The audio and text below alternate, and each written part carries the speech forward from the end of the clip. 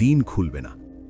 কিন্তু ঠিক তখনই একটা গরিব সাফাই কর্মীর ছেলে ছেঁড়া জামা পরে দাঁড়িয়ে বলেছিল, স্যার, আমি এটা খুলতে পারি, আমাকে শুধু একটা সুযোগ দিন। সবাই হেসে উঠল। বিদেশি এক্সপার্ট বললেন, তুই খুললে তোকে 1 কোটি টাকা দেব। কিন্তু তারপর যা ঘটল, সারা মিউজিয়াম স্তব্ধ। আমেরিকান এক্সপার্টরাও অবাক। এই গরিব ছেলে কিভাবে খুলে দিল সেই অসম্ভব সিন্দুক? আর ভিতরে কি পাওয়া গেল?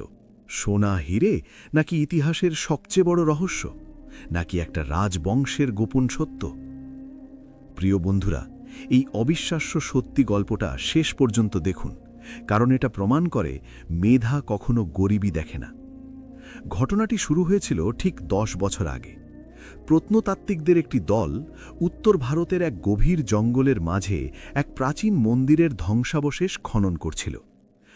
প্রত্নতাত্ত্বিকরা সিন্দুকটি উদ্ধার করে জাতীয় জাদুঘরে নিয়ে আসেন।